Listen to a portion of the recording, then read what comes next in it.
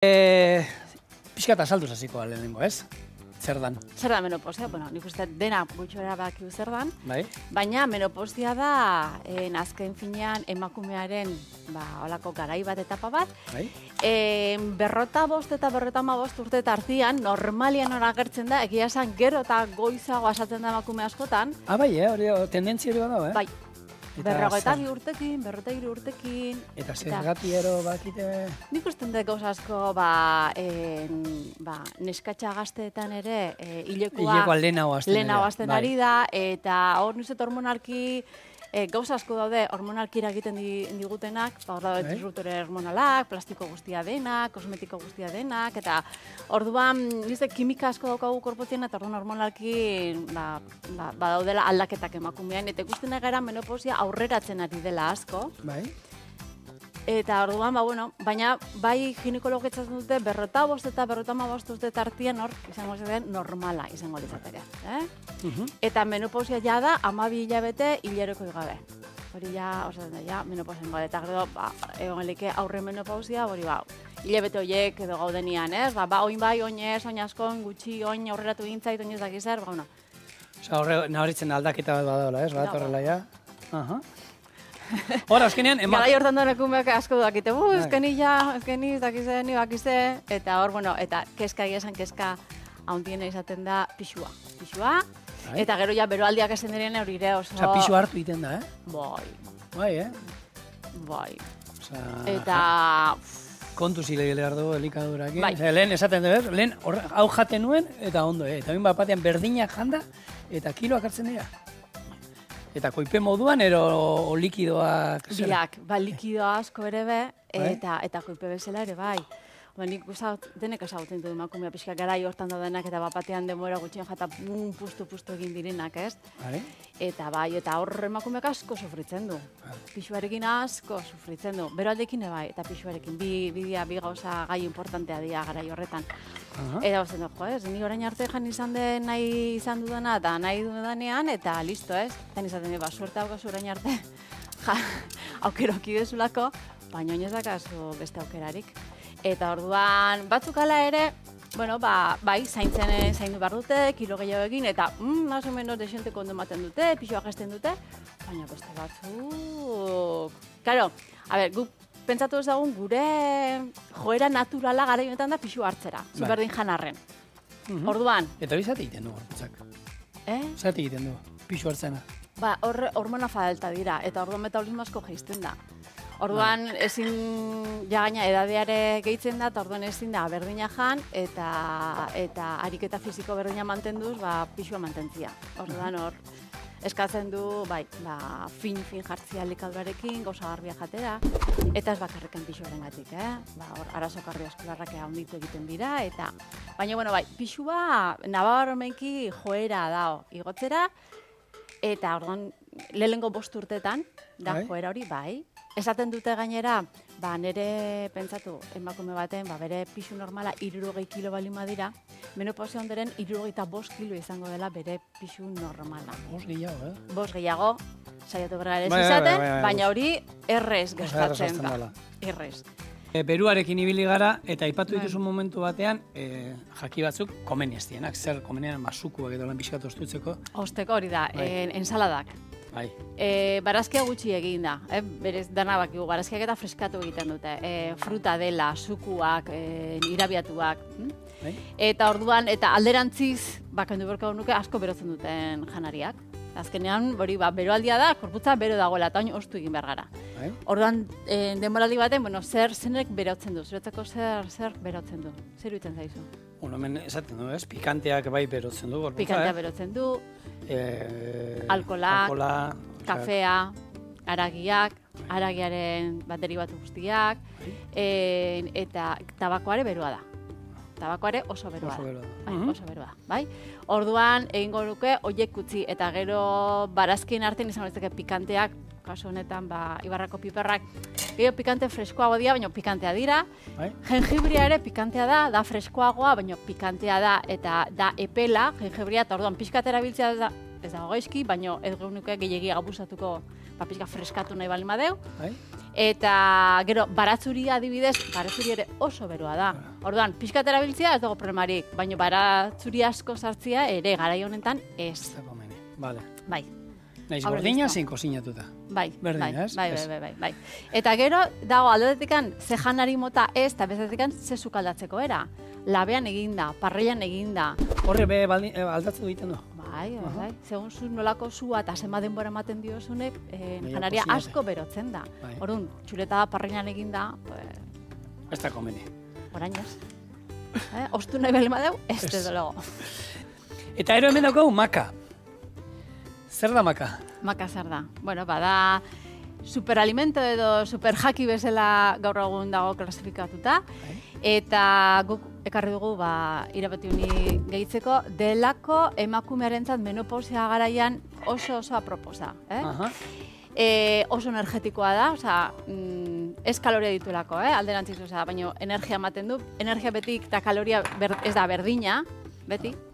Eta Baina honek bakak badauka, nik egon izan temporada tartzen, energia ematen du, baina ez da beste atzu momentuan pun ematen hori izala da, alakoa. txunduteza bat hartzea Ez bezala. da txutea bezala, da, holan progresio ez Hori da. pixka gutxitik eta ero mantendu iten da. Jaki badelako. Orduan, jaki bat, ze jakik ematen dute energia asko, elikagai asko dituztenak. Bai. Hori da, azkenean elikagai asko dituzte, Bai. toxizitate gutxi, eta orduan egiten dizu zure metabolismoa hobeto ebitzea eta energia gehiago sortzea. Azkenean hori da. Gure metabolismoan parte hartzen dute vitamina pilo bat, mineral pilo bat, enzima pilo bat, eta zerbait falta balin bada ez da ondo egiten, eta guk sartzen balin badugu jaki horiek asko, Bai. orduan metabolismoa hobeto dabil eta energia gehiago sartzen dugu. Nik uste bat, Bai, eta gero esaten duguna maka da super jaki bat, osea, elikagai pilo bat dituztelako, eta zergatik da bereziki menopausian ona isoflavonak dituztelako. zertu dio horiek, isoflavonak?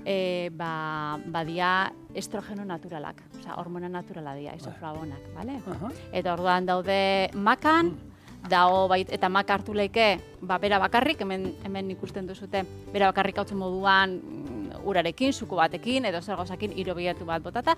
Komeni ez dana da bearekin sukaldatzia, azkenean propiedade galtzen ditulako.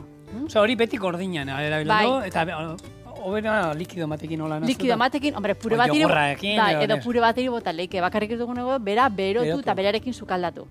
Osea, ensalada ikero gainetik bota aldiogu. Ensalada daukagu, eta gainetik nahi izan ezkero, aukera bat. Bai, hori Vale. da. Beste bat, alfalfa, hemen daukaguna hornek ere isoflavon asko ditu, Bai? bale? Sojak eta sojaren derivatu guztiak, bai tofua, esnia eta bar isoflavon asko dituzte. Eta gero dago beste landare bat ere zimifuga, Bai? saltzen dute hori ere, suplemento moduen, eta horrek isoflavon asko dituzte. Horrek egingo dugu pixkatxo bat, menopausian estrogenoak jaisten diren garai horretan, pixkatxoa berriro ere hormonalki horikatzea. Bueno, pues orduan, oain ja ikusi dugu beroaldiak, Bai? ikusi dugu pixuarena, eta beste puntu bat importantea da, menopausia garaien dia arazo kardiobaskularrak. Hori da bai. Bai, claro, guk hilerokoa dago mitartian hor babes handia daukagu emakumeak. Bai. Batzut asko kejatzen dira, eske mina, eske dola, eske dakize. Baina beti izaten du beti bendizioa da. Dedinkapen bada emakumeari egunero, Bai. hor egiten dugu garbiketa handi bat. Orduan, hor laguntzen du, bai, arazo kardiobaskular horretan eta gauza askotan. Eta orduan hori faltan denean, orduan tentzioa igoten da, kolesterola igotzen da, eta arazoak etortzen dira. Aha. Eta orduan horrei buelta emateko eta zaintzeko, nola ez, izango litzateke omega 3ak. Horregatik, arraina sartzearena. Ez dut, baina sardina oso arrainona da. Eta esan behar dugu, omega 3en artian, beti jendia galdetzen dit, bueno, eta zer, arraintxuria edo arrain urdina? Arraintxuria eta arrain urdinaren artean, Bai? alde bakarra dago zenbat koipe kantidade duten. Bai. Bezala, biak dute omega 3ak, osea, koipe mota berdina da. Bakarri da Arrain urdinak gehiago daukala. gehiago daukala txuria baino. Orduan, garaian oin balin baukagu arrain bat txuria dena, bire jango dugu, ez du beti urdina ezen barrikan. Eta hori, orduan da koipe kantidadia, koipe mota berdina da. Bai. Eta- Baina, ono bezala, sardina beste, izokinak, baina izokinak emak izo guk arazoa daukagula, ez? Bai, izan behar du, basatia izan behar du. Bai. arraina jateko gaian jendea galtzen dira, ze arrain, beti garaikua, arrandeian galdetuko du itxasokoa izatea mesedez. Piscifatoriko guztiak pentsuarekin hasita daude, eta omega 3 ez dute. Eta hori pasatzen izokinarekin. Jende asko izokina jaten du, pentsatuaz jaten ari dela. Dala oso ona. Jaten dute, pentsatuaz dakiz zer jaten ari direla, eta basatia ez balima da, eta basatia aurkitzea ez da bat ere erresa.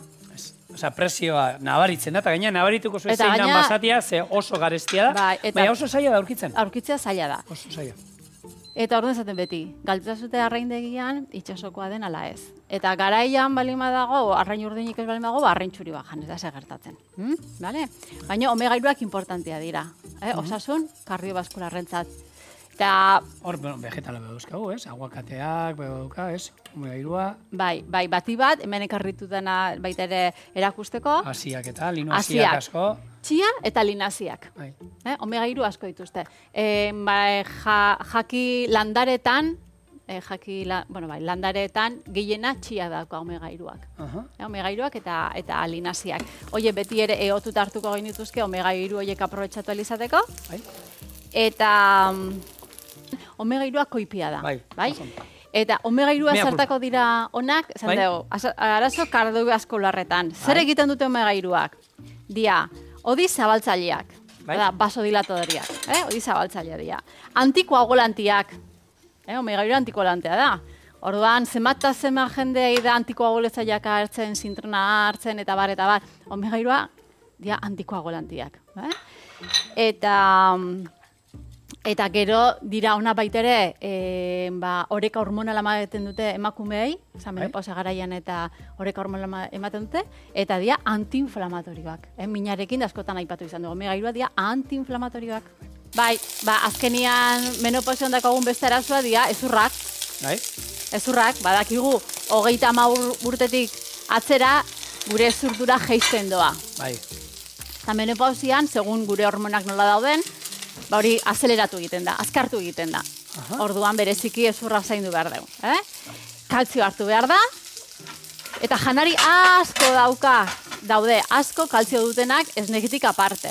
Hoien artean... Beti daukagu, esneak, hartu esneak, kaltzio bat, ez da izer, badaude beste batzuk, ez? Bai, hori da, eta batzutan ez da beharrezkoa, ezin da momentu hietan esnea hartu bere kontrako zaitu delako, ez, gauzak.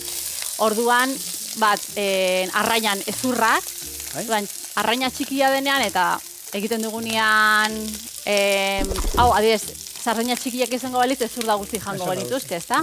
Edo antxoak ere bai, kasu honetan handiagoa da, eta ingo ditugu aparte, eta aparte jateko. Nik ditut olaino izan, niko probatuko ditut. Kurruskari geratzen dira. Zer goizua, kalzio piloa dauka ezurrak. Pilo bat, Eta gero daukagu, barazkien barruan, izango litzateke, sesamoak harri dut. Sesamoak daka, kalzio pilo bat. Eta ezurran sopak oso nadia ezurrantzat, bale.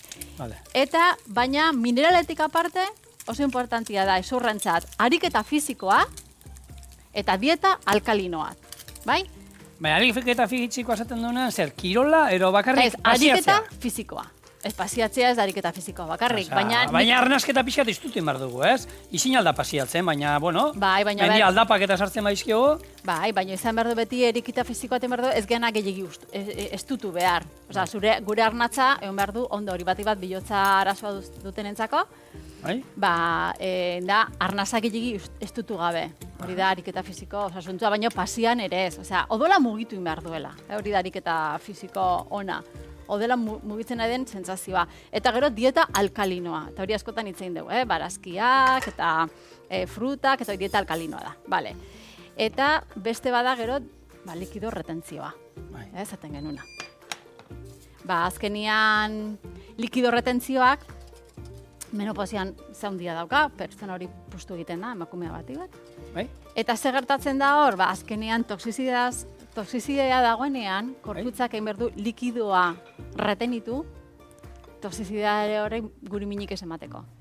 Hau da, toxikoa da. Osa, toxizidea toxikoa da guretzako, mina egiten digu. Orduan, korputzak ura gehiago zurgatzen du, ura retenitu egiten du, azkenean toxikoiek pixka diluitu alizateko eta minik ez emateko. Horretik izaten da, Horretik izaten da. Ordan dieta garbitza Ero letxuga asko, ensala asko jaten du bolako eta horretik ez. Ez, toxizidadea kontua da. Eta orduan, eta gero ikusi da gultxurrena garbia da denala, ez, hori da.